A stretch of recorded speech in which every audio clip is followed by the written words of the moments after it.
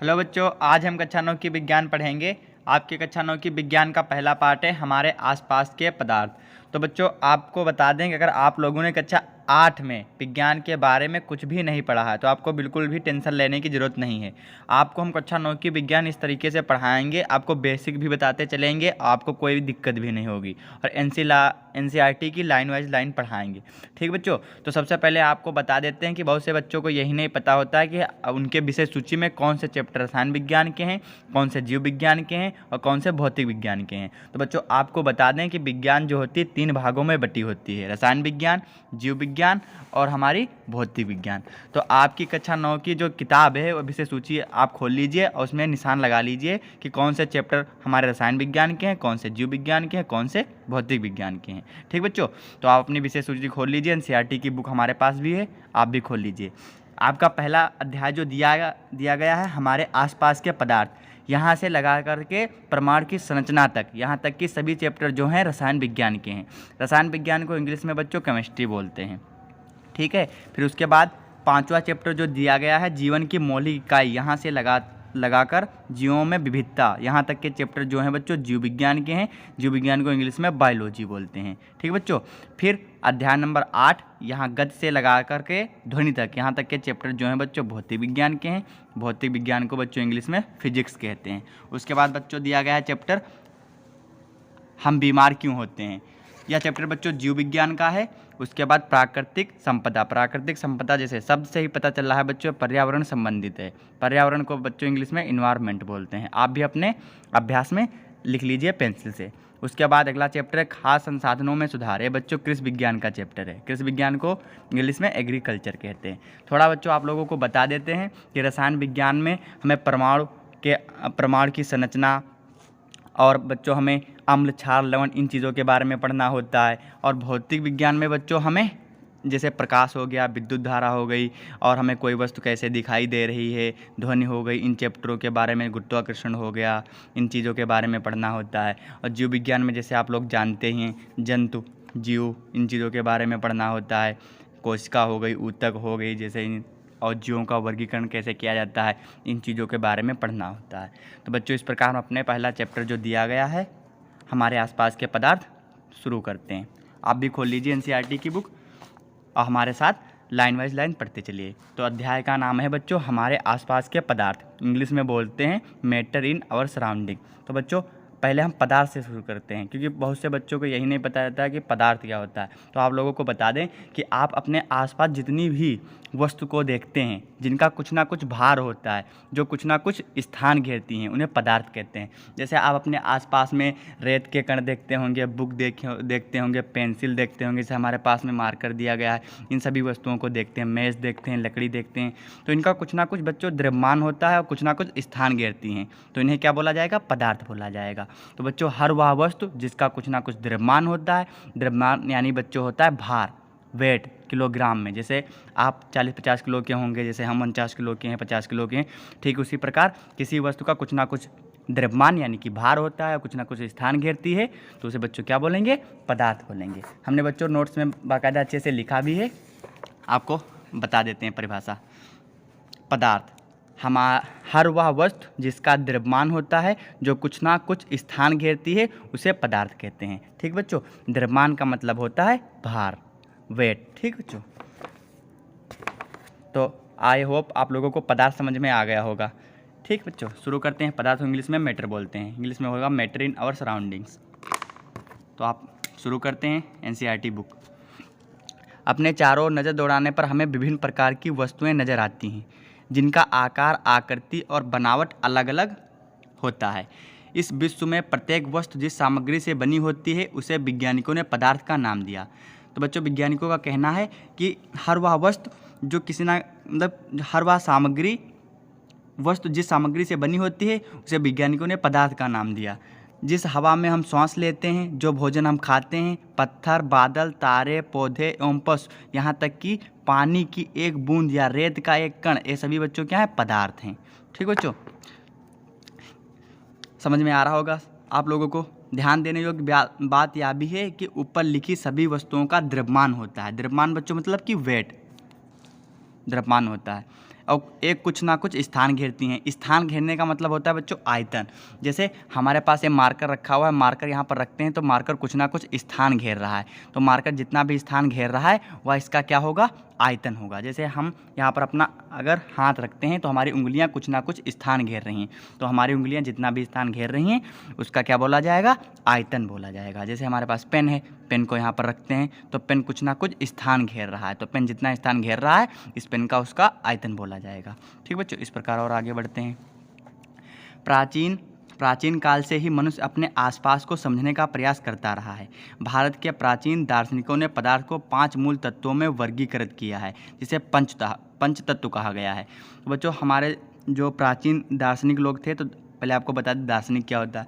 दार्शनिक उन लोगों को कहा जाता है जो लोग नई नई जगहों पर जाते हैं, भ्रमण करते हैं, घूमते हैं और नई नई चीज़ों के बारे में हमें जानकारी देते हैं, उन्हें बोला जाता है दार्शनिक। ठीक बच्चों, तो जो दार्शनिक लोग थे उन्होंने पदार्थ को 5 मूल तत्वों में वर्गीकृत किया, जिसे उन्होंने पंच तत्व कहा, और बताया कि ये पंच तत्व कौन कौन से हैं। तो उन पंच तत्वों के नाम दिए गए हैं, जैसे वायु हो गया, पृथ्वी हो गई, अग्नि हो गया, जल और आकाश, ये क्या है हमारे पंच तत्व हैं। और उन जो दार्शनिक लोग थे उनके अनुसार इन्हीं पंच तत्वों से सभी वस्तुएं बनी होती हैं, जितनी भी वस्तुएं होती हैं इन्हीं पंच तत्वों से बनी होती हैं, चाहे वो सजीव हों या निर्जीव हों। ठीक बच्चों, उस समय के यूनानी दार्शनिकों ने भी पदार्थ को इसी प्रकार वर्गीकृत किया। जो प्राचीन दार्शनिक लोग थे, मतलब उनके अनुसार पंचतत्व बताया गया। ठीक बच्चों, लेकिन जो यूनानी दार्शनिक लोग थे उन्होंने भी इसी प्रकार से वर्गीकृत किया। आगे पढ़ते हैं। आधुनिक वैज्ञानिक ने पदार्थ को भौतिक गुणधर्म एवं रासायनिक प्रकृति के आधार पर 2 प्रकार से वर्गीकृत किया। लेकिन जो आधुनिक वैज्ञानिक लोग थे उन्होंने पदार्थ को भौतिक गुणधर्म एवं रासायनिक प्रकृति के आधार पर 2 प्रकार से वर्गीकृत किया। ठीक बच्चों, तो इस अध्याय में हम पदार्थ के भौतिक गुणधर्म के बारे में और उनका वर्गीकरण पढ़ेंगे, और अगले अध्याय में जो हमारा अध्याय दूसरा दिया गया है उसमें पदार्थ के रासायनिक गुणधर्म के आधार पर वर्गीकरण पढ़ेंगे। ठीक बच्चों, तो यहाँ पर बताया गया है इस अध्याय में हम भौतिक गुणों के आधार पर पदार्थ के बारे में ज्ञान अर्जित करेंगे। इस प्रकार बच्चों हम आगे बढ़ते हैं। अगला टॉपिक हमारा दिया गया है पदार्थ का भौतिक स्वरूप। पदार्थ मतलब जैसे कोई भी आप अपने मन में सोच सकते हैं जो स्थान घेर रहा हो, जैसे कि लोहा स्थान घेरता है, पेन स्थान घेरता है, हमारी बुक भी स्थान घेरती है, तो हमारा क्या पदार्थ है। तो इसका भौतिक स्वरूप, भौतिक मतलब कि जब इसकी बनावट कैसी है या दिख कैसा रहा है, इसके गुण क्या हैं, इन्हें बोला जाता है भौतिक स्वरूप। भौतिक स्वरूप मतलब मेनली समझा जाता है किस मतलब उसका शेप क्या है, आकृति क्या है, किस चीज़ से बना है, ये सब भौतिक स्वरूप के अंतर्गत आता है। अगला टॉपिक बच्चों दिया गया है पदार्थ कणों से मिलकर बना होता है। अब आपके मन में भी सवाल उठ रहा होगा, जैसे पदार्थ तो समझ में आ गया, हर वह वस्तु जो स्थान घेर रही है पदार्थ है, लेकिन पदार्थ बना किससे होता है। तो आप लोगों को बच्चों पता होना चाहिए पदार्थ जो है वो कणों से मिलकर बना होता है। अब पदार्थ का अभी वर्गीकरण हम नहीं पढ़ रहे हैं, पदार्थ का वर्गीकरण जब पढ़ेंगे तब आपको पता हो जाएगा पदार्थ के अंदर जो कण होते हैं किस प्रकार से व्यवस्थित होते हैं। तो आप बस बने रहिए, अभी आपको धीरे धीरे सब पता चल जाएगा। इसके बाद और आगे बढ़ते हैं। ठीक बच्चों, तो बहुत समय तक पदार्थ की प्रकृति के बारे में दो विचारधाराएं प्रचलित थी। एक विचारधारा का यह मानना था कि पदार्थ लकड़ी के टुकड़े की तरह सतत होता है। तो आपको भी पता होगा पदार्थ जो लकड़ी के टुकड़े की तरह सतत तो नहीं होता है, तो विचारधारा गलत है। परंतु अन्य विचारधारा का मानना था कि पदार्थ रेत की तरह के कणों से मिलकर बने होते हैं।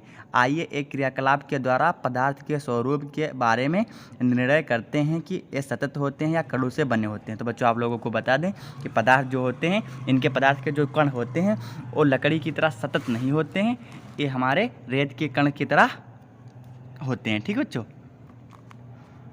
जैसे रेत के कण बने होते हैं, इसी प्रकार ये पदार्थ जो होते हैं कणों से मिलकर बने होते हैं। क्रियाकलाप करते हैं। क्रियाकलाप 1.1, 100 ml का बीकर लें। इस बीकर को जल से आधा भरकर जल के स्तर पर निशान लगा दें। ठीक एक बीकर ले लीजिए और बीकर में 100 ml जल भरिए, फिर उसका निशान लगा दीजिए जहाँ तक जल भरा हो। दिए गए नमक या शर्करा, मतलब आपको नमक दिया जाएगा, शर्करा यानी या तो चीनी दी जाएगी, कांच की छड़ की मदद से जल में घोल दें। जल के स्तर में आए बदलाव पर ध्यान दें। आपके अनुसार नमक या शर्करा का क्या हुआ। नमक शर्करा पानी में घुल जाती है और उसका क्या होगा, या कहाँ गायब हो गई, घुल गई। ठीक बच्चों, क्या जल के स्तर में कोई बदलाव आया। आगे पढ़ते हैं। इन प्रश्नों का उत्तर पाने के लिए हमें इस विचार को स्वीकार करना होगा कि सभी पदार्थ कणों से बने होते हैं। तो बच्चों ये बात आपको ध्यान भी रखनी है कि सभी पदार्थ जो होते हैं कणों से मिलकर बने होते हैं। उपरोक्त क्रियाकलाप में चम्मच में रखी गई नमक या शर्करा अब पूरे पानी में घुल गई, जैसा अभी बताया अभी, जैसा कि चित्र 1.1 में दर्शाया गया है। इधर बच्चों चित्र बना है, ये बना हुआ है चित्र, ठीक है बच्चों। देखिए यहाँ पर दर्शाया गया है, ये पानी बीकर है, बीकर में पानी भरा, जल भरा हुआ है और इसमें नमक, आधे चम्मच में नमक मिलाया गया, फिर इसको हिला दिया गया, मतलब घोल दिया गया है। और इसमें क्या होता है, नमक के जो कण होते हैं पानी के जो पानी होता है, पानी के कण होते हैं, इसी में जाकर घुल जाते हैं। ठीक बच्चों, तो ये समझ में आ रहा होगा शायद आपको। आगे बढ़ते हैं। पदार्थ के कण कितने छोटे होते हैं। अब जैसे क्वेश्चन उठता है, पदार्थ हमें पता चल गया पदार्थ जो होता है कणों से मिलकर बने होते हैं, लेकिन ये पदार्थ के कण कितने छोटे होते हैं। अब इसके बारे में जानने के लिए कितने छोटे होते हैं कितने बड़े होते हैं, तो हमें क्रियाकलाप एक करना है। तो क्रियाकलाप 1.2 करते हैं। पोटेशियम परमैंगनेट के 2 या 3 क्रिस्टल को 100 ml पानी में घोल लें। बच्चों यहाँ पर पोटेशियम परमैंगनेट आ रहा है। पोटेशियम परमैंगनेट एक प्रकार का रासायनिक पदार्थ है। इसका रंग जो होता है बैंगनी कलर का होता है। और यहाँ पर क्रिस्टल शब्द आ रहा है, तो क्रिस्टल मतलब होता है ठोस। जैसे हमारा जो ठोस होता है, ठोस को 2 भागों में विभाजित किया जाता है, एक होता है क्रिस्टल, एक होता है अक्रिस्टल। ठीक बच्चों, तो क्रिस्टल ऐसे ठोस को कहा जाता है, क्रिस्टल ऐसे ठोस को कहा जाता है जिस ठोस के जो कण होते हैं एक सुव्यवस्थित क्रम में होते हैं, तो ऐसे ठोसों को क्रिस्टल कहा जाता है। जैसे बच्चों हमारा नमक हो गया, लोहा हो गया, ये सब कैसा क्रिस्टल हैं। ठीक बच्चों, तो क्रिस्टल एक प्रकार का ठोस होता है। हमने नोट्स में बाकायदा अच्छे से लिखा है, जब आप पढ़ेंगे आपको अच्छे से समझ में आ जाएगा, बिल्कुल टेंशन लेने की कोई ज़रूरत नहीं। आप एक क्रियाकलाप समझिए। 100 ml पानी में घोल दें, मतलब बोला गया पोटेशियम परमैंगनेट के थोड़े कण लें, थोड़े क्रिस्टल मतलब कि थोड़े ठोस लें और उन्हें 100 ml पानी में घोल दें। इस घोल में से लगभग 10 ml घोल निकालकर उसे 90 ml जल में घोल दें। तो सबसे पहले बच्चों यहाँ पर देखिए पानी लिया गया है, 100 ml पानी लिया गया और इसमें पोटेशियम परमैंगनेट चम्मच में थोड़ा सा लिया गया है और पानी में घोल दिया गया। तो अभी हमने आपको बताया पोटेशियम परमैंगनेट का रंग कैसा होता है, बैंगनी होता है। जब बैंगनी कलर का पोटेशियम परमैंगनेट पानी में डालेंगे तो पानी भी बैंगनी कलर का हो जाएगा। फिर इसमें से 10 ml पानी दूसरी परख नली में निकाल लेंगे और इसको पुनः अगले बीकर में डालेंगे जिसमें पानी होगा। तो यह फिर जल को क्या कर देगा, फिर रंगीन कर देगा। फिर इसमें से 10 ml निकालेंगे अगली परख नली में, फिर डालेंगे तो इसका रंग फिर हल्का सा बैंगनी पड़ेगा। फिर हल्का सा बैंगनी परख नली में निकालेंगे, फिर डालेंगे, फिर इसका रंग हल्का फिर फीका पड़ने लगेगा। तो यहाँ से आप देख रहे होंगे अगर पोटेशियम परमैंगनेट मिलाते हैं तो विलेन कैसा हो जाता है, रंगीन हो जाता है। और इसमें से फिर 10 ml निकालते हैं, अगले पानी वाली बीकर में डालते हैं तो धीरे धीरे इसका रंग देखो फीका पड़ने लगता है। ठीक बच्चों, आइए आगे पढ़ते हैं। अगर आपको कुछ ना समझ में आया तो अब कमेंट में बता देना, मैं दोबारा से फिर से रिवीजन करवा दूंगा। यह प्रयोग दर्शाता है कि पोटेशियम परमैंगनेट के बहुत थोड़े से क्रिस्टलों से पानी की बहुत अधिक मात्रा भी रंगीन हो जाती है। इससे हम ये निष्कर्ष निकाल सकते हैं कि पोटेशियम परमैंगनेट के केवल एक क्रिस्टल में कई सूक्ष्म कण होंगे। एक कण छोटे छोटे कणों में विभाजित होते रहते हैं। अंततः एक स्थिति में एक कण और छोटे भागों में विभाजित नहीं किए जा सकते हैं। पोटेशियम परमैंगनेट की जगह 2 ml डिटॉल से भी यह क्रियाकलाप कर सकते हैं। लगातार तनुकृत होने पर भी उसकी महक हमें मिलती रहती है। बच्चों, तनुकृत मतलब होता है जिस चीज़ को हम मिला रहे हों जल में उसकी मात्रा कम हो। जैसे हम इस क्रियाकलाप में पानी में हम पोटेशियम परमैंगनेट मिला रहे थे, तो पोटेशियम परमैंगनेट की मात्रा पानी की अपेक्षा कम थी, तो इसीलिए इसे क्या बोला गया है, तनुकृत बोला गया है। ठीक बच्चों, तो तनुकृत का मतलब है जिस चीज़ को आप पानी में हो गया या मतलब विलायक में बोलते हैं वैसे केमिस्ट्री की भाषा में, तो आप इतना समझिए जैसे कोई आप मिश्रण बना रहे हैं, कोई भी विलयन बना रहे हो, उसमें जिसको मिला रहे हैं। जैसे अगर आप घर में अपने शरबत बनाते हैं तो शरबत में पानी में क्या मिलाते हैं, चीनी तो मिलाते हैं, तो चीनी की मात्रा जो होती है पानी की अपेक्षा कम होती है। अगर चीनी की मात्रा कम है पानी की अपेक्षा, तो हमारा जो शरबत तैयार होगा जिसे विलयन बोलते हैं केमिस्ट्री की भाषा में यानी कि रसायन भाषा में, तो कैसा होगा, तनु विलयन होगा। ठीक बच्चों, तो तनु का मतलब होता है जिस चीज़ को आप मिला रहे हो उसकी मात्रा कम हो। जैसे अगर हम इस क्रियाकलाप में देखें तो पानी में पोटेशियम परमैंगनेट मिला रहे थे, इसकी मात्रा कम है, तो इसीलिए यहाँ पर क्या बोला गया है, तनु बोला गया है। ठीक है बच्चों, तो इसीलिए बोला गया लगातार तनुकृत होने पर भी उसकी महक हमें मिलती रहती है। आगे बढ़ते हैं। पदार्थ के कण बहुत छोटे होते हैं, इतने छोटे कि हम कल्पना भी नहीं कर सकते हैं। तो बच्चों जो पदार्थ होता है कणों से मिलकर बना होता है और एक कण इतने छोटे होते हैं कि इनकी हम कल्पना भी नहीं कर सकते हैं। ठीक है बच्चों, तो आपको यहाँ तक सब सिर्फ इतना ध्यान रखना है कि पदार्थ किसे कहते हैं। तो आपको अभी हमने बताया हमारे आसपास जितनी भी वस्तुएं हैं जो स्थान घेरती हैं, जिनका कुछ ना कुछ द्रव्यमान होता है, उसे पदार्थ कहते हैं। जैसे आप बुक हो गई, पेन हो गया, पेंसिल हो गई, रबड़ हो गई, लकड़ी हो गई, कुर्सी मेज हो गई, ये सब चीज़ें हो गई। ठीक बच्चों, ये पदार्थ बने किससे होते हैं? एक कणों से मिलकर बने होते हैं। ठीक है बच्चों, और ये कण इतने छोटे होते हैं कि हम कल्पना भी नहीं कर सकते, हमें इतनी जल्दी आंखों से तो नहीं दिखाई देंगे। ठीक बच्चों, आगे बढ़ते हैं। पदार्थ के कणों के अभिलाक्षणिक गुण। पदार्थ के कणों के बीच रिक्त स्थान होता है। अब बताया गया बच्चों, पदार्थ के बीच जो कण होते हैं उनके बीच रिक्त स्थान होता है। इसे आपको हम रफ पर समझा देते हैं। जैसे मान लो कोई पदार्थ है, लोहा है, ये मान लो कोई लोहा है, कुछ ना कुछ स्थान घेर रहा है तो पदार्थ ही है। हर वह वस्तु जो स्थान घेरती है पदार्थ कहलाती है। अब इसके अंदर क्या होगा? कण, क्योंकि पदार्थ किससे मिलकर बना होता है? कणों से मिलकर बना होता है, तो हम कण बना देते हैं, छोटे छोटे कण हैं। ठीक बच्चों, अब देखिए इन कणों के बीच में कुछ ना कुछ रिक्त स्थान है। ये रिक्त स्थान है, ये रिक्त स्थान है, यहाँ भी है, यहाँ भी हल्का। तो ये रिक्त स्थान जो है इसी के बारे में बात हो रही है। ठीक बच्चों, आगे बढ़ते हैं।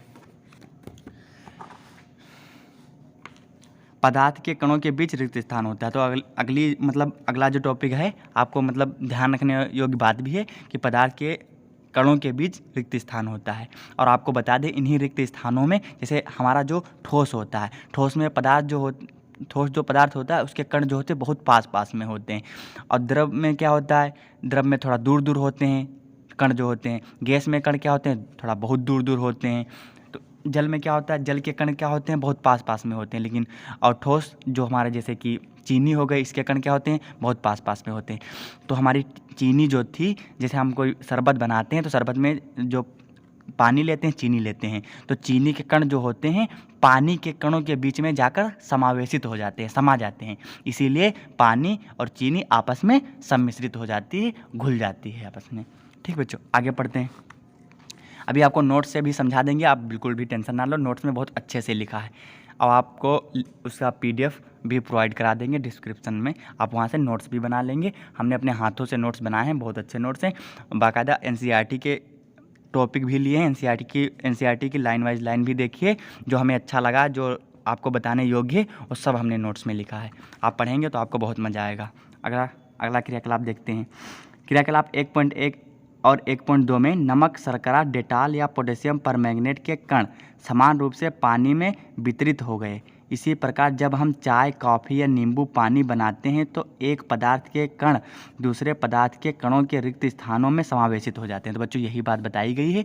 जैसे अगर हम अपने घर में मान लो जैसे कि नींबू घोलते हैं पानी में, तो नींबू क्या है? एक प्रकार का पदार्थ है, और पानी भी क्या? एक प्रकार का पदार्थ है। और नींबू के जो पदार्थ है, पदार्थ किससे बना होता है? छोटे छोटे कणों से मिलकर बना होता है। पानी क्या है? पदार्थ है, छोटे छोटे कणों से मिलकर बना होता है। तो जो हमारा नींबू होता है, नींबू के जो छोटे छोटे कण होते हैं पानी के कणों के बीच में जाकर समावेशित हो जाते हैं, और वो क्या होते हैं? समावेशित होकर घुल जाते हैं। ठीक बच्चों, अगर हम पानी में अगर नमक मिलाते हैं तो नमक क्या होता है? एक प्रकार का पदार्थ है, पानी भी एक प्रकार का पदार्थ है।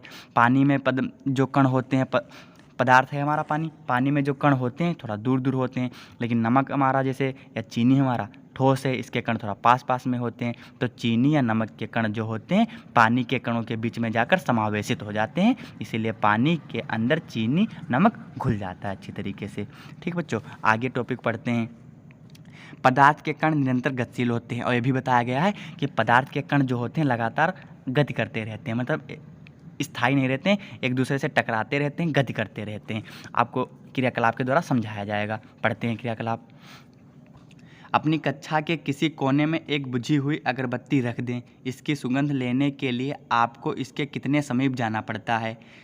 अब अगरबत्ती जला दें, क्या होता है? क्या दूर से ही उसकी सुगंध आपको मिलती है?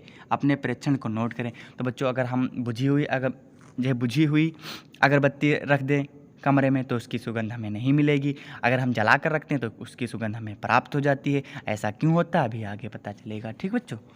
क्रियाकलाप 1.4 जल से भरे 2 गिलास या 2 बीकर लें। पहले बीकर के एक सिरे पर सावधानी से 1 बूंद लाल या नीली स्याही डाल दें और दूसरे में शहद डाल दें। इनको अपने घर में या कक्षा के एक कोने में रख दें। अपने परीक्षण को नोट करें। आगे क्रियाकलाप पढ़ते हैं बच्चों। स्याही की बूंद डालने के तुरंत बाद आपने क्या देखा? शहद की बूंद डालने के तुरंत बाद आपने क्या देखा? तो बच्चों अगर हम स्याही की बूंद डालते तो स्याही की बूंद पानी में डालते ही पानी में फैल जाती है। ठीक बच्चों। अगर हम उसकी शहद की डालते हैं पानी में बूंद तो नहीं फैलती है। कारण अभी आगे बताया जाएगा। स्याही का रंग पूरे जल में एक समान रूप से फैलने में कितने दिन या घंटे लगते हैं? तो बच्चों दिन या घंटे नहीं लगेंगे, तुरंत फैल जाएगा। अभी कारण आगे बताया जाएगा। क्रियाकलाप 1.5 एक गिलास गर्म पानी से और दूसरा ठंडे पानी से भरे गिलास में कॉपर सल्फेट या पोटेशियम परमैंगनेट। अब बच्चों आपको लग रहा होता कॉपर सल्फेट और पोटेशियम परमैंगनेट कौन सी बला आ गई। देखो बच्चों कॉपर सल्फेट जो होता है इसका सूत्र होता है CuSO4। कॉपर सल्फेट बच्चों होता है CuSO4। ये बच्चों एक प्रकार का रसायन है, यानी कि रासायनिक पदार्थ है। ठीक बच्चों। एक प्रकार का CuSO4 रासायनिक पदार्थ है। अब पोटेशियम परमैंगनेट तो आपको बताया है KMnO4। ये है पोटेशियम परमैंगनेट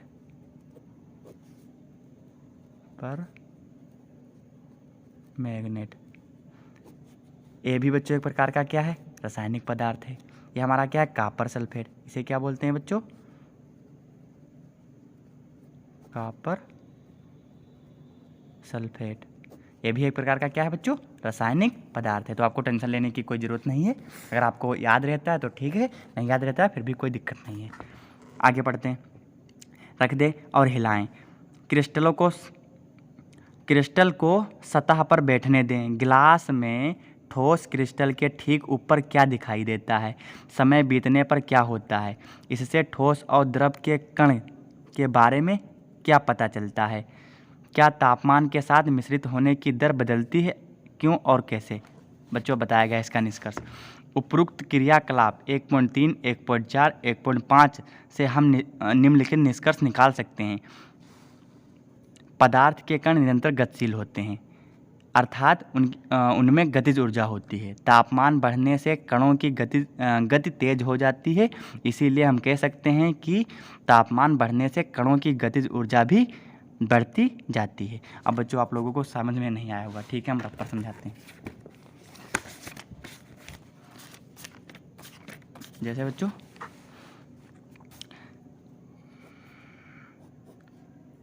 ये बच्चों हमारा ठोस है कोई, ये बच्चों कोई लिक्विड मान लो, जैसे कि पानी है, ये कोई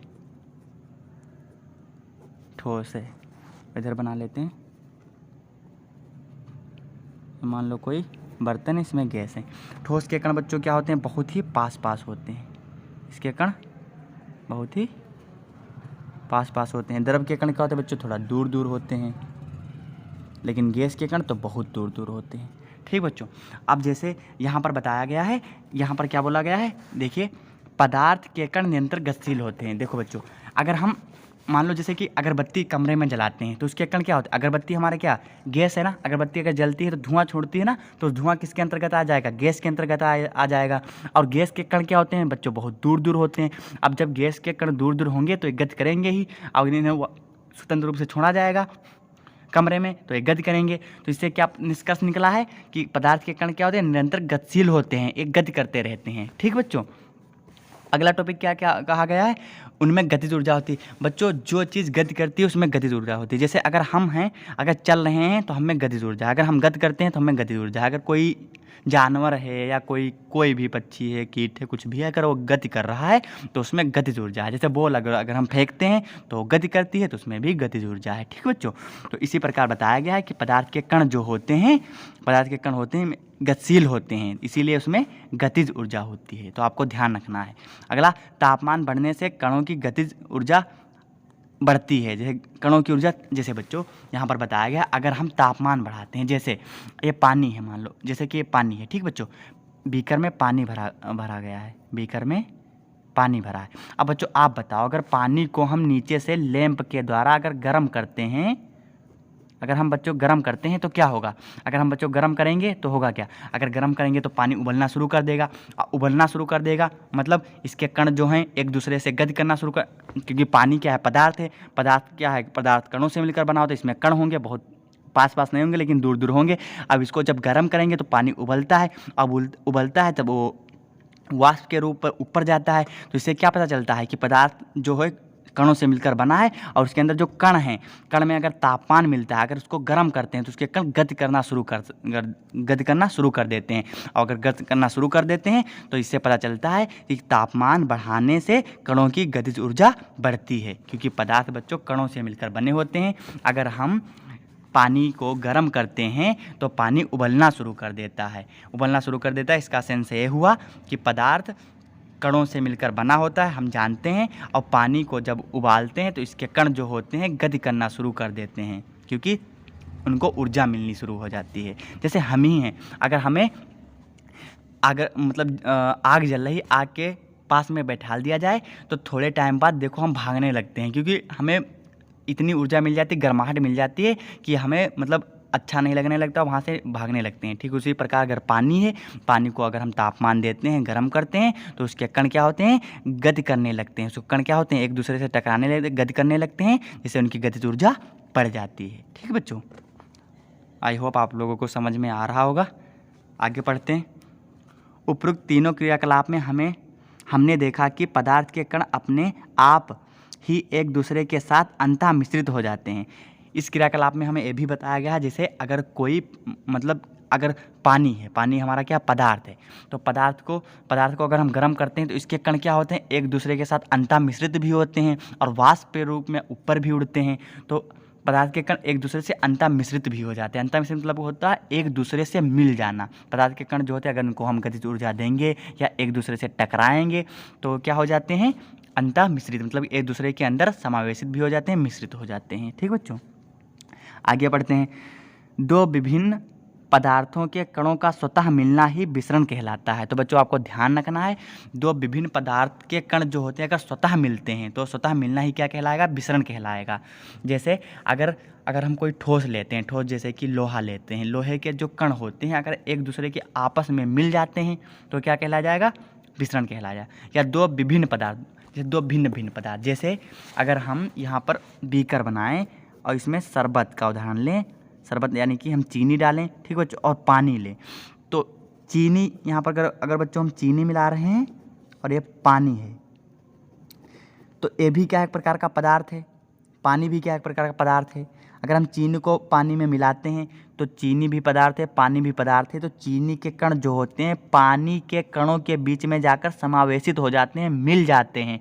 तो देखो, दो भिन्न प्रकार के पदार्थ हुए कि नहीं? ये अलग प्रकार का पदार्थ है, ये अलग प्रकार का पदार्थ है। चीनी ठोस पदार्थ है, पानी कैसा है? द्रव पदार्थ है। तो दो भिन्न प्रकार के पदार्थ जब के कण जो होते हैं आपस में क्या होता है? दो विभिन्न पदार्थों के कण जो होते हैं स्वतः मिल जाते हैं, इसी को क्या कहते हैं? विसरण कहते हैं। ठीक बच्चों, जैसे अगर हम शरबत बनाते हैं, शरबत में चीनी लेते हैं, पानी लेते हैं। चीनी एक प्रकार का अलग पदार्थ है, पानी एक प्रकार का अलग पदार्थ है। चीनी एक प्रकार का ठोस पदार्थ है, पानी एक प्रकार का द्रव पदार्थ है। तो चीनी के जो कण होते हैं पानी के कणों के बीच में समावेशित हो जाते हैं, इस क्रिया को क्या कहते हैं? विसरण कहते हैं। तो इसको अगर हम परिभाषा के जरिए बताएंगे तो क्या हो जाएगी? दो विभिन्न पदार्थों के कणों का स्वतः मिलना ही, मतलब स्वयं आपस में मिलना ही विसरण कहलाता है। ठीक बच्चों, और हमने परिभाषा अपने नोट्स में अच्छे तरीके से लिख दी है, आप पढ़ेंगे आपको ज़रूर समझ में आ जाएगा। अभी आपको समझा भी देंगे, थोड़ा बुक से पढ़ा दें उसके बाद समझा दें। ठीक बच्चों, आगे पढ़ते हैं। फिर होता पदार्थ के कण एक दूसरे को आकर्षित करते हैं। अब ये कण जो होते हैं आपको ध्यान रखना है, एक दूसरे को आकर्षित भी करते हैं। इसे क्रियाकलाप द्वारा समझाया गया है। जैसे क्रियाकलाप क्या बताया गया है? इस क्रियाकलाप में बताया गया है, चलो पढ़ लेते हैं, साथ में पढ़िए आप भी। इस खेल को क्रियाकलाप 1.6, इस खेल को एक मैदान में खेलें। आगे बताए गए ढंग से 4 समूह बनाकर मानव श्रृंखला बनाएं। पहला समूह ईद मिस्मी नर्तकों की तरह एक दूसरे को पीछे से कसकर पकड़ ले। ठीक बच्चों, एक गेम बताया गया खेलने के लिए, मतलब इस तरह से कस के पकड़ने के लिए। अगला चित्र 1.3 अगला बताएगा दूसरा समूह दूसरे का हाथ पकड़कर मानव श्रृंखला बना ले। एक दूसरे का सिर्फ हाथ पकड़कर मानव श्रृंखला बना ले। तीसरा समूह केवल उंगली के सिरे से छूकर एक श्रृंखला बना ले। अब चौथा समूह उपरोक्त वर्जित तीनों मानव श्रृंखलाओं को तोड़कर छोटे समूह में बंटने का प्रयास करे। अगला, किस समूह को तोड़ना आसान था और क्यों? यदि हम प्रत्येक विद्यार्थी को पदार्थ का एक कण माने तो किस समूह में कणों ने एक दूसरे को सबसे अधिक बल से पकड़ रखा है? तो बच्चों जो पहला था ईद मिशनरियों नर्तकों ने, इन लोगों ने बहुत कस के पकड़ रखा है, क्योंकि आप ही देखिए इनकी पकड़ाई किस तरीके से इन लोगों ने कस के पकड़ रखा है। तो इस क्रियाकलाप के माध्यम से देखिए हमें क्या बताया जा रहा है। अगला क्रियाकलाप बताया गया 1.7 एक लोहे की कील, एक चाक का टुकड़ा और एक रबड़ बैंड लें। इन पर हथौड़ा मारकर, काट कर या खींच कर उसे भंगुर करने का प्रयास करें। भंगुर बच्चों मतलब होता है तोड़ने का, पीट कर किसी चीज़ को तोड़ देना। जो ठोस होता है, जैसे हमारा नमक होता है, नमक पर जो हम मारते हैं तो भंगुर हो जाती है, फूट जाता है। इन तीनों में से किसके कण अधिक बल से एक दूसरे से जुड़े हैं? तो आप ही बताइए किसके जुड़े होंगे, लोहे की कील के या चाक के? तो आपका उत्तर होगा लोहे के कील के। आगे क्रियाकलाप पढ़ते हैं 1.8 एक थाली में जल लेकर उसे उंगली से काटने का प्रयास करें। क्या जल की सतह कटती है? जल की सतह ना कटने का क्या कारण है? तो अब बच्चों यहाँ पर इसका उत्तर बताया गया है। उपरोक्त तीनों क्रियाकलाप सुझाते हैं कि पदार्थ के कणों के बीच एक बल कार्य करता है। यह बल कणों को एक साथ रखता है। ठीक है बच्चों, पदार्थ के, देखो बच्चों, जो हमारा पदार्थ होता है कणों से मिलकर बना होता है। और इन, जैसे हमारा ठोस पदार्थ है, एक कणों से मिलकर बना है। इन कणों के बीच में एक बल कार्य करता है। ठीक है बच्चों, ये बल क्या होता है? आकर्षण बल होता है। एक दूसरे को बांध कर रखता है कि पास पास में जुड़े रहें। जैसे अगर जो दो कपल होते हैं, लड़का लड़की को एक दूसरे से हक करते हैं, मतलब तो एक दूसरे को बांध कर रखते हैं। ठीक उसी प्रकार एक कण क्या होते हैं? एक दूसरे को बांध कर रखने का प्रयास करते हैं। यह आकर्षण बल का सामर्थ्य प्रत्येक पदार्थ में अलग अलग होता है। जैसे बच्चों अगर ठोस पदार्थ है तो उसमें आकर्षण बल अलग होगा। पानी है, इसमें आकर्षण बल अलग होगा। गैस है, इसमें आकर्षण बल अलग होगा। अगला टॉपिक बच्चों बताया गया पदार्थ की अवस्थाएं। तो इससे पहले आप पदार्थ की अवस्थाएं पढ़ने से पहले आपको बच्चों अपने नोट से थोड़ा बनाएं, उसमें से थोड़ा पढ़ा दें, बता दें, ताकि आपको अच्छे तरीके से समझ में आ जाए। जैसे आप लोगों ने पदार्थ की परिभाषा तो पढ़ ही ली, आपको समझ में आ गया होगा। ठीक बच्चों, अगला बताया गया पदार्थ को देख सकते हैं और छू सकते हैं तथा महसूस कर सकते हैं। नोट मतलब कि ध्यान देने योग्य बात यह है, पदार्थ को द्रव भी कहते हैं। ठीक बच्चों, द्रव मतलब तरल होता है, जैसे कि पानी। पदार्थ को मुख्यतः 3 भागों में बांट सकते हैं। भौतिक अवस्था के आधार पर पदार्थ का वर्गीकरण। पदार्थ जैसे बच्चों है, इसकी कितनी अवस्थाएं होती हैं? 3 अवस्थाएं होती हैं, ठोस, द्रव, गैस। ठोस के गुणधर्म बच्चों देखो क्या होते हैं, आगे बताया गया है, फिर भी हम आपको पहले ही बता देते हैं। जो बच्चों ठोस जो होता है, इसका आकार निश्चित होता है। इसको जहाँ पर मतलब रख दो, इसका आकार चेंज नहीं होता है, बदलता नहीं है। ठीक बच्चों, और इनका आयतन क्या होता है? निश्चित होता है। आयतन मतलब कि जैसे हैं वैसे ही रहेंगे, किसी का आकार नहीं लेंगे। ठीक बच्चों, तो इनका आयतन क्या होता है? निश्चित होता है। अभी आपको बुक से भी पढ़ाएंगे, टेंशन लेने की कोई बात नहीं है। इनका घनत्व क्या होता है? सर्वाधिक होता है। घनत्व मतलब बच्चों होता है कि कण जो होते हैं कितने पास पास में हैं। अगर हम बच्चों ठोस के कण देखेंगे, जैसे बच्चों यहाँ पर शुरू से बताते हैं आपको, पदार्थ की कितनी अवस्थाएं? 3 अवस्थाएं। पहला ठोस, दूसरा द्रव, तीसरा गैस। ठोस जैसे कि बच्चों लोहा हो गया। ठीक बच्चों, इसके कण जो होते हैं बहुत ही पास पास में होते हैं। ये आप लोगों को तो समझ में आ रहा होगा। द्रव जैसे कि हो गया पानी, यानी कि जल। ये बच्चों हमारा जल हो गया। इसके कण जो होते हैं थोड़ा दूर दूर होते हैं। गैस जैसे बच्चों की हमारी हो गई हवा। इसके कण क्या होते हैं? बहुत दूर दूर होते हैं। हवा के अंतर्गत ऑक्सीजन आ जाती है बच्चों, O2 आ जाती है, कई सारी गैसें आ जाती हैं। ठीक बच्चों, अब हम आप लोगों को बताते हैं। देखिए ठोस क्या क्या होता है? आकार जो होता है निश्चित होता है। इसका आकार बच्चों, आकार निश्चित होता है, ठीक, बदलता नहीं है। ठीक बच्चों, इसका आकार निश्चित होता है। अब यहाँ पर एक आया था ठोस का जो घनत्व होता है बच्चों, वो क्या होता है, निश्चित होता है। घनत्व मतलब समझिए आप क्या होता है। घनत्व मतलब होता है बच्चों कण जो होते हैं किस तरह से, मतलब कितने कण ठोस में भरे हुए हैं। जैसे अगर आप देखेंगे ठोस में कण जो होते हैं बहुत पास पास में होते हैं, तो जिसके कण जितने ज़्यादा होंगे उसका घनत्व उतना ही ज़्यादा होगा। अगर आप देखेंगे ठोस में कण बहुत ही मतलब ठूस ठूस के बहुत ही ज़्यादा भरे होते हैं, और द्रव में पानी में कण जो होते हैं थोड़ा दूर दूर होते हैं, इसमें ठोस की अपेक्षा कण थोड़ा कम होते हैं, तो इसका घनत्व क्या होगा, ठोस की अपेक्षा कम होगा। क्योंकि घनत्व का मतलब होता है कण किस तरह से, कितने कण हैं, मतलब जिसमें ज़्यादा कण होंगे, जिनमें ज़्यादा कण पास पास में होंगे उसका घनत्व उतना ही अधिक होगा। ठीक बच्चों, इस प्रकार क्या होता है, इनका घनत्व यानी कि ठोस का घनत्व सर्वाधिक होता है, अर्थात इसके कण बहुत ही पास पास होते हैं, इसीलिए इनका घनत्व क्या होता है, अधिक होता है। अगला पढ़ते हैं। ये मजबूत होते हैं, ठोस वैसे भी मजबूत होते हैं क्योंकि ठोस के कण बहुत मजबूत होते हैं, क्योंकि हाँ बच्चों, ये मजबूत होते हैं क्योंकि ठोस के कण बहुत, यहाँ पर बच्चों गलत हो गया, नहीं सही है, ये मजबूत होते हैं क्योंकि ठोस के कण बहुत ही मजबूत अंतराह आकर्षण बल द्वारा जुड़े होते हैं। देखो बच्चों, यहाँ पर ये बताया गया अंतराह आकर्षण बल क्या होता है। जैसे बच्चों ठोस है, ठोस के कण जो होते हैं बहुत ही पास पास में एक दूसरे के साथ में जुड़े होते हैं, तो इस एक बल द्वारा जुड़े होते हैं, इस बल को बोला जाता है अंतराह आकर्षण बल। अंतराह आकर्षण बल, इन्हें क्या कहा जाता है, अंतराह आकर्षण बल। अंतराह मतलब होता है अंदर, आकर्षण मतलब होता है एक दूसरे के पास में लगने वाला बल। तो अंतराह आकर्षण मतलब है अणुओं के बीच में जो एक दूसरे के आकर्षित करने वाला बल होता है उसे बोलते हैं अंतराह आकर्षण बल। तो बच्चों क्या होता है, अब ठोस बोला जाए तो आपसे पूछा जाएगा ठोस मजबूत क्यों होते हैं, क्योंकि इनके बीच में, इन कणों के बीच में बहुत मजबूत अंतराह आकर्षण बल होता है। ठीक है बच्चों, जो एक दूसरे को जोड़े रखता है।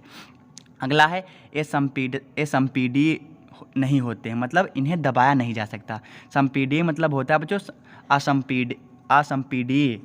असंपीडीय मतलब बच्चों होता है दबाना। अगर आप किसी चीज़ को दबा देते हैं तो उसे संपीडित कर देते हैं, अगर आप किसी चीज़ को नहीं दबा पाते हैं तो उसे असंपीडित कर देते हैं। ठीक बच्चों, तो इन्हें ठोसों को दबाया नहीं जा सकता है। तो ये दबाया जाना को मतलब दबाना, किसी वस्तु को अगर दबा लेते हैं तो उसको संपीडित कर देगा, नहीं दबा पाते हैं तो असंपीडित कर देते हैं। ठीक बच्चों, अगला पढ़ते हैं। इन्हें जिस बर्तन में रखा जाता है उसी वस्तु को पूरी तरह से नहीं भरते हैं। सही बात है बच्चों, अगर इन्हें हम कहीं भी रखते हैं तो ये अपना आकार लिए रहते हैं, किसी चीज़ का आकार नहीं लेते हैं। ये मजबूत होते हैं, तरल नहीं होते हैं, बिल्कुल सही बात है। अगला पढ़ते हैं बच्चों, द्रव के गुणधर्म। तो बच्चों द्रव के गुणधर्म पढ़ने से पहले थोड़ा आपको आगे बता देते हैं पदार्थ के बारे में, थोड़ा महत्वपूर्ण बिंदु।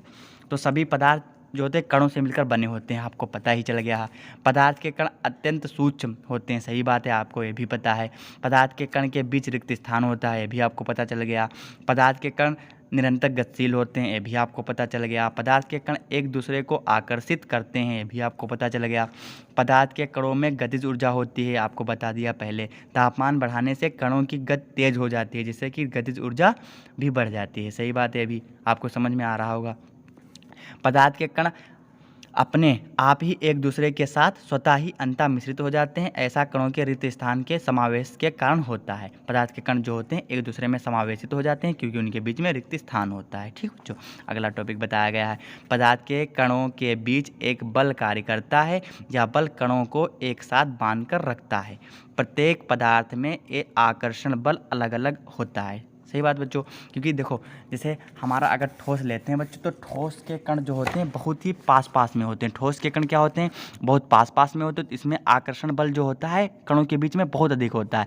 लेकिन द्रव में जो कण होते हैं बच्चों थोड़ा दूर दूर होते हैं, तो इनमें आकर्षण बल कम होता है। अगर गैस में देखते हैं तो इसके कण बहुत दूर दूर होते हैं, तो इसमें आकर्षण बल थोड़ा बहुत मतलब थोड़ा नहीं बोल सकते हैं, लेकिन पानी यानी कि द्रव की अपेक्षा कम होगा।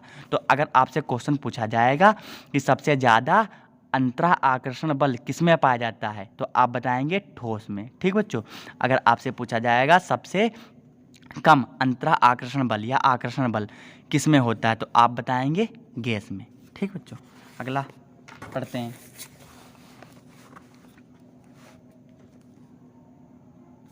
पदार्थ के कणों के बीच एक बल कार्य करता है या बल कणों को एक साथ बांध कर रखता है। ठीक बच्चों, आपको बता भी दिया है, पदार्थ के कणों के बीच एक बल कार्य करता है जो इन कणों को एक दूसरे से बांध कर रखता है। प्रत्येक पदार्थ में ये आकर्षण बल अलग अलग होता है, भी आपको बता दिया। इन्हीं बलों के कारण पदार्थ की अवस्थाएं बनती हैं। अगर आपसे पूछें हम सबसे ज़्यादा आकर्षण बल किसमें होता है, ठोस में, द्रव में, गैस में, तो सबसे ज़्यादा किसमें होता है बच्चों? ठोस में। सबसे कम किसमें होता है? गैस में होता है। पदार्थ की 3 अवस्थाएं होती हैं, ये भी आपको पता चल गया, ठोस, द्रव, गैस। अब आगे बताया गया बच्चों पदार्थ की 3 अवस्थाएं, ठोस, द्रव, गैस। उदाहरण के लिए लोहा, किताब, पेन, मेज, ये सब बच्चों क्या हैं? ठोस के उदाहरण है। कोई ठोस की संरचना बच्चों बनाई गई है, इसके कण क्या होंगे? बहुत पास पास में होंगे। ये बच्चों आपको नोट्स मिल जाएंगे, बिल्कुल भी टेंशन मत लीजिए। अगला दिया गया है द्रव। देखो बच्चों, द्रव यानी कि पानी। इसमें पानी मतलब कि जल बच्चों, अपने भाषा में पानी हम लोग बोलते हैं, बस जल। इसके कण देखो बच्चों थोड़ा दूर दूर होते हैं, तो द्रव के कण क्या होते हैं बच्चों? दूर दूर होते हैं। हमने बच्चों अच्छे से लिख भी दिया है, आप लोग नोट से अपने भी बना लीजिएगा हमारे नोट से। अगला देखिए गैस, उदाहरण के लिए ऑक्सीजन। इसके कण क्या होंगे बच्चों? बहुत दूर दूर होते हैं, तो गैस के कण बहुत दूर दूर होते हैं। ठीक बच्चों, और कुछ महत्वपूर्ण परिभाषाएं हमने लिखी हैं, ये भी आप लोग देख लीजिए, आप लोग भी अपने नोट्स में लिख लीजिएगा कुछ महत्वपूर्ण परिभाषाएं। जैसे कि विसरण। विसरण आपको पता ही चल गया, 2 विभिन्न पदार्थों का स्वतः मिलना विसरण कहलाता है। ठीक बच्चों, अगला दिया गया अंतरा आणविक बल। अंतरा आणविक बल बच्चों क्या होता है? 2 कणों के बीच लगने वाला बल को अंतरा आणविक बल कहते हैं। जैसे बच्चों हमारे ठोस है कोई, इन ठोसों के बीच में एक दूसरे के आकर्षण वाला बल लग रहा है। इन दूसरे के बल मतलब कि एक 2 कण हैं, तो 2 कणों के बीच में लगने वाला आकर्षण बल, इसी आकर्षण बल को क्या बोलते हैं? अंतरा आणविक बल। अंतरा मतलब होता है अंदर, आणविक मतलब होता है कोई अणु, जैसे कि कोई कण हो गया। ठीक बच्चों, तो अंतरा आणविक बल, तो 2 अणुओं के मध्य लगने वाले बल को अंतरा आणविक बल कहते हैं। आप लोगों को बच्चों समझ में आ रहा होगा। अगर समझ में ना आए तो बच्चों प्लीज़ कमेंट में ज़रूर बता देना, हम इस चैप्टर को दोबारा से फिर से रिवीजन करवा देंगे, यानी कि पढ़ाएंगे। तो अंतरा आणविक बल समझ में आ गया बच्चों। अब अंतरा आणविक दूरी होती है, तो शब्द से ही समझ में आ रहा है, अंतरा मतलब कि अंदर, आणविक मतलब कि अणु दूरी, तो 2 अणुओं के बीच की दूरी को अंतरा आणविक दूरी कहते हैं। जैसे बच्चों अगर हम द्रव में, जैसे कि पानी में के कण क्या होते हैं? थोड़ा दूर दूर होते हैं, तो इनके बीच में कुछ ना कुछ दूरी है कि नहीं है, तो इस दूरी को क्या बोलेंगे? अंतरा आणविक दूरी। अंतरा आणविक दूरी। ठीक बच्चों, इसी को क्या कहेंगे? अंतरा आणविक दूरी। इन कणों के बीच में जो दूरी है, इस दूरी को क्या बोलेंगे? अंतरा आणविक दूरी। और इन कणों के बीच में जो आकर्षण बल लग रहा है उसे क्या बोलेंगे? अंतरा आणविक आकर्षण बल। तो आपसे पूछा जाएगा 2 अणुओं के मध्य लगने वाले बल को क्या कहते हैं? तो दो अणुओं के मध्य लगने वाले बल को अंतरा आणविक बल बोलते हैं। ठीक बच्चों, 2 पिंडों के मध्य लगने वाले बल को क्या बोलते हैं? गुरुत्वाकर्षण बल बोलते हैं। ठीक इसी प्रकार आपको ध्यान रखना है, 2 अणुओं के मध्य लगने वाले बल को अंतरा आणविक बल बोलते हैं, इंटरमॉलिक्यूलर फोर्स इंग्लिश में। अंतरा आणविक दूरी क्या होती है? 2 अणुओं के बीच की दूरी को अंतरा आणविक दूरी कहते हैं। देखिए बच्चों यहाँ पर हमने लिखा भी है, अंतरा आणविक मतलब होता है अंदर, अंतरा मतलब कि अंदर, आणविक मतलब कि अणु जैसे कि कण। ठीक बच्चों, अणु जैसे कण, परमाणु, इलेक्ट्रॉन, प्रोटॉन, ये सब अणु के अंतर्गत आ जाते हैं। अगला देखते हैं बच्चों। अब देखिए आपको बता दें कि अणु क्या होता है, कि अणु से कन्फ्यूज रहते हैं आप लोगों को। 2 या 2 से अधिक परमाणु मिलकर अणु बनाते हैं। परमाणु क्या होता है? एक सूक्ष्म कण होता है, जैसे पदार्थ कणों से मिलकर बना होता है, तो पदार्थ का सबसे सूक्ष्म कण जो होता है उसी को परमाणु बोलते हैं। अगर हम किसी पदार्थ को ले, जैसे कोई हमारा मान लो पन्ना है, पन्ना क्या है? एक प्रकार का पदार्थ ही तो है। अगर इसको हम लेते हैं, बार बार काटते जाते हैं, तो एक ऐसी स्थिति आएगी जो इसका काटना संभव होगा, उस जो कण प्राप्त होगा उस कण को क्या बोला जाएगा? परमाणु बोला जाएगा। और उन्हें 2 या 2 से अधिक परमाणु को अगर आपस में जोड़ दिया जाए तो उसे क्या बोला जाए? अणु बोला जाएगा। ठीक बच्चों, तो 2 या 2 से अधिक अणु मिलकर यौगिक बनाते हैं, और परमाणु किसी भी पदार्थ का सूक्ष्म कण होता है। ठीक बच्चों, पदार्थ का सबसे सूक्ष्म कण क्या होता है? परमाणु होता है। पदार्थ मिलकर किससे बना होता है? कण से मिलकर बना होता है। पदार्थ के सबसे सूक्ष्म कण को ही परमाणु कहते हैं। अगर आपको ये नहीं समझ में आ रहा है तो टेंशन लेने की कोई बात नहीं है। आपका अगला चैप्टर जो तीसरा चैप्टर दिया गया है वो परमाणु एवं अणु के बारे में ही बताया गया है। ठीक बच्चों, तो उसमें आपको बहुत अच्छे तरीके से समझा देंगे। अब देखिए एक वर्ड आएगा आपके बुक में तनुकृत का मतलब क्या होता है? तनुकृत का मतलब होता है ऐसा विलयन या घोल जिसमें विलय की मात्रा कम तथा विलायक की मात्रा अधिक हो। तो विलय मतलब बच्चों क्या होता है? अगर हम कोई विलयन बनाते हैं, जैसे हम शरबत बनाते हैं, तो शरबत में हम चीनी लेते हैं, पानी लेते हैं, तो चीनी की मात्रा कम है, उसे क्या बोला जाएगा? विलय बोला जाएगा। और पानी की मात्रा अधिक है तो उसे क्या बोला जाएगा? विलायक बोला जाएगा। तो जिसकी मात्रा अधिक होती है यानी कि विलायक की मात्रा अधिक और विलय की मात्रा कम, तो उसे क्या बोलते हैं? तनुकृत विलयन बोलते हैं। एक बार फिर से आपको समझा देते हैं। जैसे अगर हम कोई बीकर लेते हैं, इस बीकर में अगर हम चीनी मिलाते हैं, ठीक बच्चों, चीनी मिलाते हैं और जल भरा हुआ है, ठीक बच्चों। चीनी इसकी मात्रा क्या है? कम है। अगर इसकी मात्रा कम है, अगर कम मात्रा है बच्चों, कम मात्रा है तो इसे क्या बोला जाएगा? कम मात्रा वाले को बोला जाएगा विलय। मानो हमें शरबत बनाना है, कुछ नहीं, जल, इसकी मात्रा क्या है? अधिक मात्रा है, अधिक मात्रा है। तो जिसकी मात्रा अधिक होती है उसे क्या बोला जाएगा? विलायक। अगला चैप्टर इसी का है, आप लोग टेंशन बिल्कुल भी ना लें। अगर हम घर में क्या बनाते हैं? शरबत बनाते हैं, ठीक बच्चों। उस शरबत को क्या बोला जाए केमिस्ट्री भाषा में? विलयन। अब लिखा सही, विलयन, ठीक बच्चों। उसे क्या बोला जाएगा? विलयन बोला जाएगा।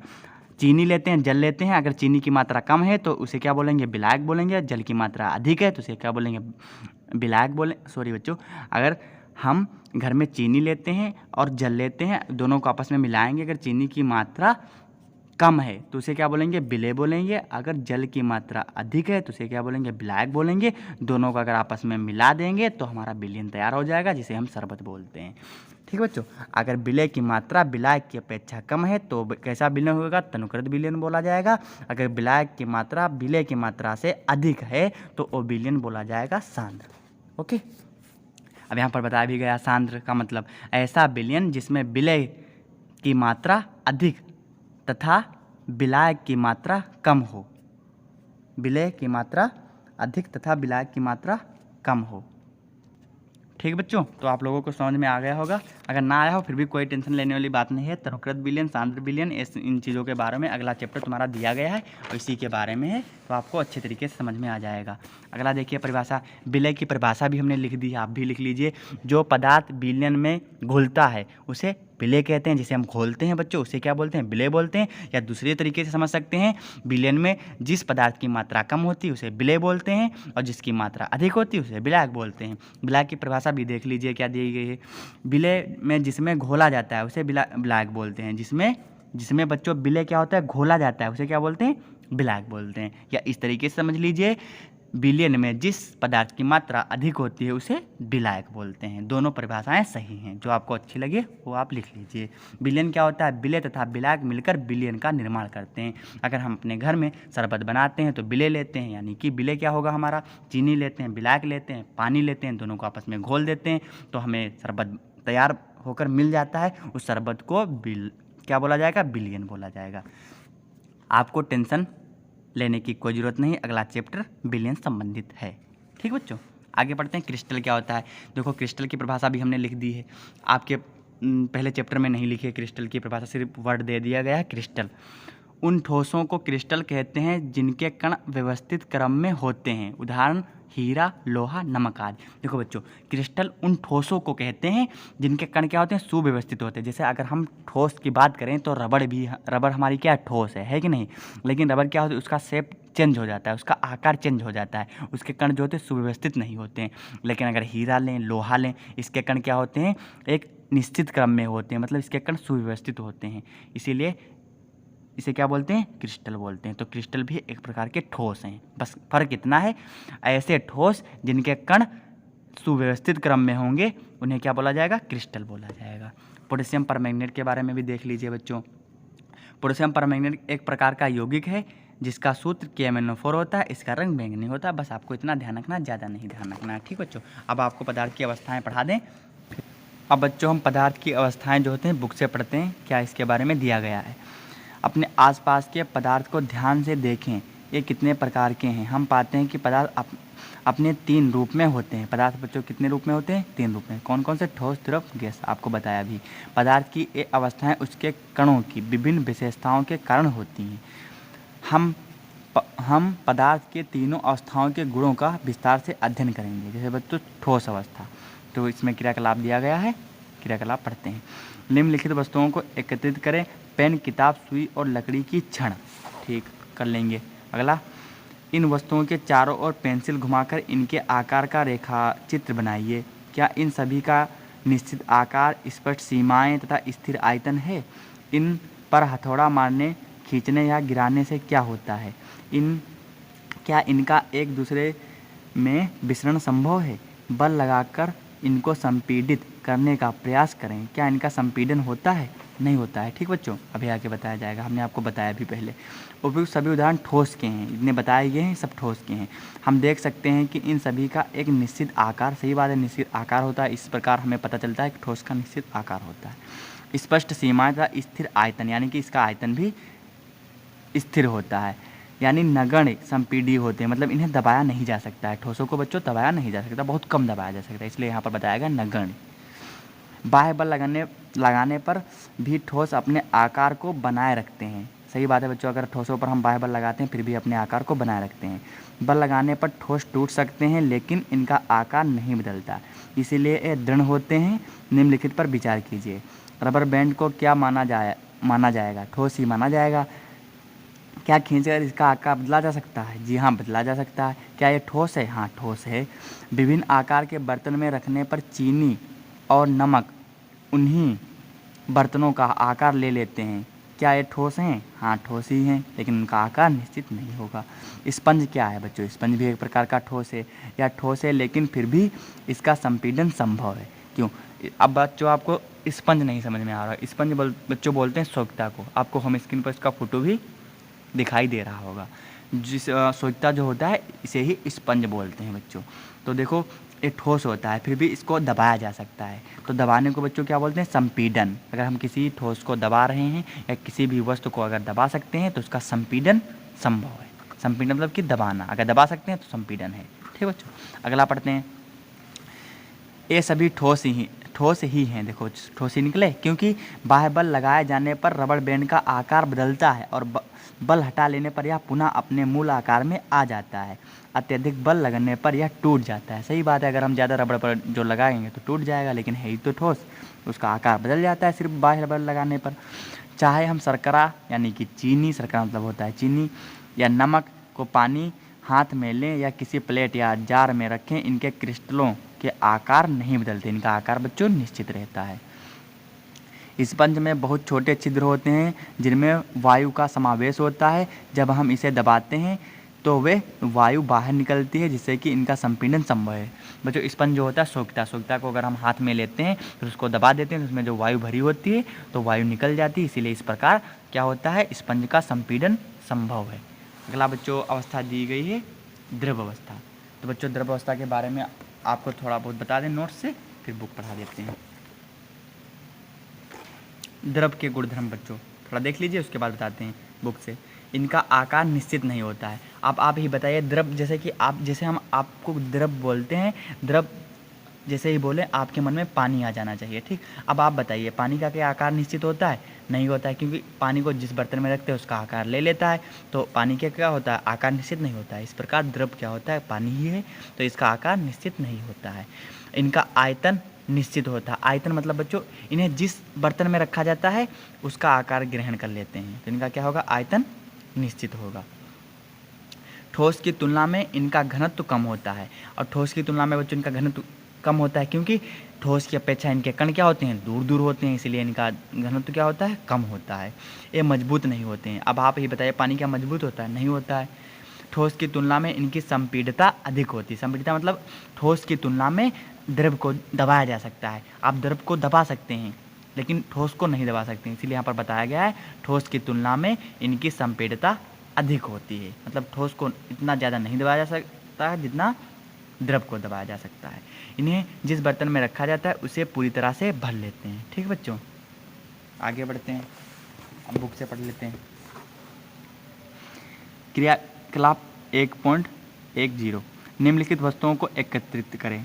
जल, खाना पकाने का तेल, दूध, जूस, शीतल पेय। विभिन्न आकार के बर्तन प्रयोगशाला में एक मापन सिलेंडर की सहायता से इन बर्तनों में 50 ml पर निशान लगा लें। इन द्रवों को फर्श पर डाल देने पर क्या होगा? किसी एक द्रव का 50 ml मापकर विभिन्न बर्तनों में क्रमशः एक एक करके डालें। क्या प्रत्येक बार आयतन एक समान रहता है? क्या द्रव का आकार एक समान रहता है? द्रव को एक बर्तन से दूसरे बर्तन में उड़ेलने पर क्या आसानी से बहता है? आगे बच्चों बताया गया इसमें कारण। परीक्षण से हम पाते हैं कि द्रव का आकार नहीं लेकिन आयतन निश्चित होता है। ठीक बच्चों, इसका आकार निश्चित नहीं होता लेकिन आयतन निश्चित होता है। जिस बर्तन में इन्हें रखा जाए तो ये उसी का आकार ले लेते हैं, इसीलिए बच्चों इन्हें क्या कहा गया है? इनका आयतन निश्चित होता है।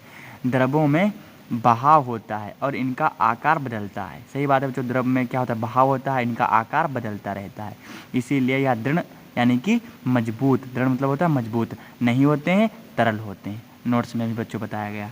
आगे बढ़ते हैं। क्रियाकलाप 1.4 और 1.5 के संदर्भ में हमने देखा कि ठोस और द्रव का मिश्रण द्रवों में संभव है। यहाँ पर बच्चों बताया गया जैसे कोई ठोस है, ठोस के कण जो होते हैं द्रव यानी कि पानी में, तो ठोस के कण जो होते हैं पानी के कणों में आकर विसरण मतलब कि घुल जाते हैं, मिल जाते हैं। ठीक, तो इनका विसरण क्या है? संभव है। वातावरण की गैसें विसरित होकर जल में घुल जाती हैं। वातावरण की जो बच्चों गैसें होती हैं ये जल में क्या होती हैं? जल में आकर घुल जाती हैं। जल में नहीं घुलती हैं, जल के कणों में आकर घुल जाती हैं। एक गैसें विशेषता ऑक्सीजन एवं कार्बन डाइऑक्साइड जलीय जंतुओं तथा पौधों के लिए अनिवार्य होती है। सही बात बच्चों, हम लोगों के लिए भी ऑक्सीजन अनिवार्य होती है, लेकिन जलीय जंतु जो होते हैं इनमें जल में जो घुली होती है ऑक्सीजन, वो उनके लिए बहुत ही अनिवार्य होती है। अगर जल में ऑक्सीजन नहीं घुली हो तो जलीय जंतु क्या होंगे? मर जाएंगे, सांस ही नहीं ले पाएंगे। तो सभी जीवधारी अपने जीवन निर्वाह के लिए श्वास लेते हैं। जलीय जंतु जल में घुली ऑक्सीजन के कारण श्वास लेते हैं। ठीक बच्चों, इस तरह से हम इस निष्कर्ष पर पहुंचते हैं कि द्रव में ठोस, द्रव और गैस तीनों में विसरण संभव है। इस प्रकार हम विसरण बच्चों मतलब क्या होता है? दो या दो से अधिक पदार्थों का आपस में मिलना, पदार्थों के कणों का आपस में मिलना ही विसरण तो कहलाता है। तो इस प्रकार बच्चों कह सकते हैं कि ठोस का द्रव और गैस तीनों में एक दूसरे के साथ मिश्रण संभव है। आगे बच्चों, ठोस की अपेक्षा द्रव में विसरण की दर अधिक होती है। ठोस की अपेक्षा मतलब बच्चों ठोस के कण जो पास पास में होते हैं इसीलिए इसमें कोई अन्य कण आकर इतने जल्दी नहीं समावेशित होते हैं, नहीं घुलते हैं। लेकिन द्रव में क्या होता है? इसके कण थोड़ा दूर दूर होते हैं, तो ठोस के कण जाकर द्रव के कणों में समावेशित हो जाते हैं। तो इस प्रकार बोल सकते हैं ठोस की अपेक्षा द्रव में विसरण की दर अधिक होती है, क्योंकि द्रव में कण जो होते हैं ठोस की अपेक्षा दूर दूर होते हैं। ऐसा इसीलिए है क्योंकि द्रव में अवस्था पदार्थ के कण स्वतंत्र रूप से गति करते हैं और ठोस की अपेक्षा द्रव के कण क्या होते हैं? रिक्त स्थान भी अधिक होता है, दूर दूर होते हैं इसलिए उनके बीच में क्या होता है? रिक्त स्थान अधिक होता है। ठीक बच्चों, आगे हमारा टॉपिक है गैसीय अवस्था। तो गैसीय अवस्था को बच्चों सबसे पहले नोट से थोड़ा देख लेते हैं, उसके बाद बुक से। देखिए बच्चों, गैस के गुणधर्म, इनका आकार क्या होता है? निश्चित नहीं होता। सही बात है बच्चों, गैस का आकार निश्चित नहीं होता। इन्हें जहाँ रखा जाता है उसका आकार ग्रहण कर लेते हैं। जैसे अगर हम अपने कमरे में गैस को छोड़ते हैं तो पूरे कमरे में फैल जाती है। जैसे कोई दोस्ती होता है, अगर पात छोड़ देगा, फाल्ट कर देता है तो सभी दोस्तों को पता चल जाता है। इस प्रकार पता चलता है कि गैस का जो होता है आकार निश्चित नहीं होता है, ना इनका मतलब बच्चों आयतन निश्चित होता है। ठीक बच्चों, ठोस एवं द्रव की तुलना में इनका घनत्व लगभग बहुत कम होता है। अब आप ही बताइए, घनत्व मतलब होता है जितने कण जिसके पास पास में होंगे उसका घनत्व उतना ही अधिक होगा। लेकिन गैस को देखें अगर, तो गैस के कण बहुत दूर दूर होते हैं। इस प्रकार बोल सकते हैं गैस का घनत्व क्या होता है? सबसे कम होता है। और ये मजबूत नहीं होते हैं। सही बात है बच्चों, आप ही बताइए, गैस क्या मजबूत होती है? नहीं मजबूत होती है। अगला, इनकी संवेदनता सर्वाधिक होती है। गैसों को सबसे अधिक दबाया जा सकता है। अगर आप चाहें तो गैस को बाल्टी में बंद कर लें, आप चाहें तो गैस को छोटी सी बोतल में बंद कर लें, आप चाहें तो गैस को गिलास में बंद कर लें, दबा दबा कर। इनका तो इसीलिए बताया गया है कि इनका संपीड़न सर्वाधिक होता है, मतलब इन्हें सर्वाधिक दबाया जा सकता है। ठीक बच्चों, इन्हें आसानी से दबाया जा सकता है। अगला टॉपिक दिया गया है, इन्हें जिस बर्तन में रखा जाता है उसे पूरी तरह से भर देते हैं। सही बात है, ये फॉल्ट वाली समस्या हो गई। इन्हें जिस बर्तन में रखा जाता है उसे पूरी तरह से भर देते हैं। जैसे अगर हम बाल्टी में रखते हैं गैस को, बाल्टी का आकार ले लेता है, पूरे बाल्टी को ढक देगा। कमरे में डालेंगे तो कमरे को पूरी तरह से ढक लेगा। ठीक बच्चों, तो इन्हें जिस गैस को जहाँ पर डालते हैं तो उसका आकार ले लेती है, मतलब पूरी तरह से उसको ढक लेती है। आगे बच्चों बुक से पढ़ते हैं। आपने कभी उस गुब्बारे वाले पर ध्यान दिया है जो गैस के इस एक ही सिलेंडर में बहुत सारे गुब्बारे में हवा भरता है, और उसमें एक सिलेंडर में बच्चों क्या होता है, गैस भरी होती है, बहुत गैस दबा कर भरी जाती है और उससे कई सारे गुब्बारे भर दिए जाते हैं। उससे पता लगा है कि एक सिलेंडर से वह कितने गुब्बारे भरता है, बहुत सारे गुब्बारे भरता है। उससे पूछिए कि सिलेंडर में कौन सी गैस होती है। तो बच्चों ये आपके लिए क्वेश्चन है, आप पता लगाइए जो गुब्बारे में गैस भरी जाती है वो कौन सी गैस होती है। अगर आपको पता है तो प्लीज़ कमेंट में ज़रूर बताइए, अगर नहीं पता है तो हम आपको ज़रूर जवाब देंगे कमेंट में। क्रियाकलाप करते हैं। 100 ml की 3 सिरिंज लें और उनके सिरे को रबड़ के कॉर्क से बंद कर दें, जैसा कि चित्र 1.4 में दिखाया गया है। यहाँ पर बच्चों चित्र बना है 1.4, ये चित्र है दिखाया गया। तो थोड़ा क्रियाकलाप पढ़ लेते हैं, उसके बाद चित्र देखते हैं। सभी सिरिंजों के पिस्टन को हटा लें। पिस्टन बच्चों कहाँ है, सिरिंज का ये वाला पिस्टन है, इस भाग को क्या बोलते हैं, सिरिंज का पिस्टन बोलते हैं। ठीक बच्चों, पहली सिरिंज में हवा रहने दें, दूसरी में जल और तीसरी में चाक के टुकड़े भर दें। पिस्टन को वापस सिरिंज में लगाएं। सिरिंज के पिस्टन को गतिशीलता आसान करने के लिए उस पर थोड़ी वैसलीन लगा दें ताकि अंदर आसानी से जा सके, क्योंकि वैसलीन जो होती है चिकनी होती है। अब पिस्टन को सिरिंज में डालकर संपीडित करने की कोशिश करें। अब यहाँ पर बच्चों आपसे दिया गया है बच्चों, सिरिंज है, ये रबड़ की कॉर्क है, लगा दी गई ताकि यहाँ पर कोई भी जो पदार्थ भरा हो बाहर ना निकल सके। ये हमारी गैस भरी हुई ताकि गैस बाहर ना निकले। ये हमारे बच्चों क्या पिस्टन है। अब यहाँ पर बच्चों बताया गया आपने क्या देखा, किस स्थिति में पिस्टन आसानी से अंदर चला जाता है। बच्चों ये पिस्टन है, किस स्थिति में आसानी जाएगा, अगर आप चाक डालेंगे तब या गैस डालेंगे, तो गैस डालेंगे आसानी से जाएगा क्योंकि गैस के कण बहुत दूर दूर हैं। अगर हम दाब डालेंगे तो तुरंत बाहर निकल आएगा। अब आगे देखते हैं निष्कर्ष। हमने देखा कि ठोस एवं द्रवों की तुलना में गैस की संपीड़ितता काफ़ी अधिक होती है। यहाँ पर बच्चों गैस भरी गई है तो गैस को आसानी से दबाया जा सकता है। तो इससे बस अगर हम बच्चों चाक डालेंगे तो चाक को आसानी से कहाँ दबाया जा सकता है, और अगर पानी डालेंगे तो थोड़ा कम दबाया जा सकता है लेकिन थोड़ा कम, लेकिन गैस डालेंगे तो उसको आसानी से दबाया जा सकता है। तो इस प्रकार बच्चों हम बताया गया है यहाँ पर, अगर आप सिरिंज में जैसे यहाँ पर ठोस भर देते हैं तो उसको दबाना मुश्किल पड़ जाता है, तो उसकी संपीड़ितता क्या होती है, बहुत कम होती है। अगर पानी डालते हैं तो थोड़ा बहुत दबा लेते हैं तो उसका संपीड़न थोड़ा बहुत संभव है, लेकिन अगर गैस डालते हैं सिरिंज में तो अगर हम चलाते हैं पिस्टन तो उसको आसानी से चलाया जा सकता है। तो इस प्रकार से हम समझ सकते हैं कि गैस में जो होता है संपीड़ितता जो होती है काफ़ी अधिक होती है, मतलब गैसों को सबसे अधिक दबाया जा सकता है। अगला पढ़ते हैं। हमारे घरों में खाना बनाने में उपयोग की जाने वाली द्रवीकृत पेट्रोलियम गैस एलपीजी, इंग्लिश में बच्चों बोलते हैं लिक्विड पेट्रोलियम गैस, या अस्पतालों में दिए जाने वाले ऑक्सीजन सिलेंडर में संपीडित गैस होती है। बच्चों जो अस्पतालों में सिलेंडर होते हैं उसमें कौन सी गैस भरी जाती है, एलपीजी गैस भरी जाती है। इसको क्या किया जाता है, दबा कर भरा जाता है, इसीलिए इसे क्या बोला जाता है, संपीडित किया जाता है। संपीडित मतलब कि दबाना, किसी भी चीज़ को दबाना। तो गैस को क्या करते, दबाकर सिलेंडर में भरा जाता है। आजकल वाहनों में ईंधन के रूप में संपीडित प्राकृतिक gas CNG, compressed natural gas, ठीक बच्चों, का उपयोग होता है। हमने नोट्स में बाकायदा इसका फुल फॉर्म और हिंदी में भी लिखा है, आपको मिल जाएगा नोट्स, बिल्कुल भी टेंशन लेने की ज़रूरत नहीं है। संपीड़ितता काफ़ी अधिक होने के कारण गैस के अत्यधिक आयतन को एक कम आयतन वाले सिलेंडर में संपीड़ित किया जा सकता है। सही बात है बच्चों, एवं आसानी से एक स्थान से दूसरे स्थान तक भेजा जा सकता है। ये भी बात सही है, आपको समझ में भी आ रही होगी। हमारे नाक तक पहुंचने वाली गंध से बिना रसोई में प्रवेश किए ही हम जान सकते हैं कि क्या पकाया जा रहा है। एक गंध हम तक कैसे पहुंचती है, अब बच्चों ये गंध कैसे हम तक पहुंचती है, देखो बच्चों, जो गर्म खाना होता है, गर्म खाना जैसे बनाया जाता है तो गर्म जो खाना होता है, जो उसके आसपास के कण होते हैं उसको क्या मिल जाती है, तापमान मिलता है, तो गतिज ऊर्जा में आ जाते हैं। गतिज ऊर्जा जो गति करने लगते हैं तो वायु में गति करते करते वो हमारे तक पहुंच जाते हैं, जिससे कि हमें सुगंध उसकी प्राप्त हो जाती है। लेकिन जो बच्चों ठंडा खाना होता है उसमें गतिज ऊर्जा, उनके कण जो होते हैं उनकी गतिज ऊर्जा बहुत ही कम होती है, तो उनके कण हमारे तक पहुंच ही नहीं पाते हैं, तो उसकी सुगंध हमें मिल ही नहीं पाती है। ठीक बच्चों, खाने की गंध के कण वायु में मिल जाते हैं और रसोई से फैलकर हम तक पहुंच जाते हैं। ठीक बच्चों, यह गंध के कण और दूर भी जा सकते हैं। पैक हुए गर्म खाने की महक हमारे पास तक कुछ ही क्षणों में पहुंच जाती है। सही बात है। इसकी तुलना में ठोस द्रव के विसरण से करें। कणों के तेज गति और अत्यधिक रिक्त स्थान के कारण गैस का अन्य गैसों में विसरण बहुत ही तीव्रता से होता है। अब बच्चों यहाँ पर फिगर के द्वारा बताया भी गया है, जैसे यहाँ पर ठोस है, ठोस के कण बहुत ही पास पास में हैं, इनके बीच में रिक्त स्थान भी दिखाया गया है। ये हमारा द्रव यानी कि जल है, जल के कण थोड़ा दूर दूर में है, इनके बीच में रिक्त स्थान सबसे अधिक है। ये हमारी गैस है, गैस के कण बहुत ही दूर दूर हैं, इनके बीच में रिक्त स्थान काफ़ी है।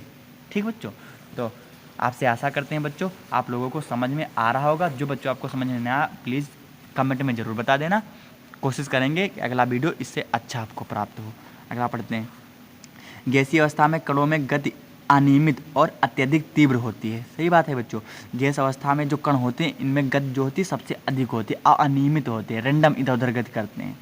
इस अनियमित गति के कारण एक कण आपस में बर्तन की दीवारों से टकराते हैं। बर्तन के दीवार पर गैस के कण द्वारा प्रति इकाई क्षेत्र पर लगे बल के कारण गैस का दबाव बनता है। तो यहाँ तक बच्चों आप लोगों को समझ में आ गया होगा। बच्चों अगला टॉपिक हमारा है, क्या पदार्थ अपनी अवस्था को बदल सकता है।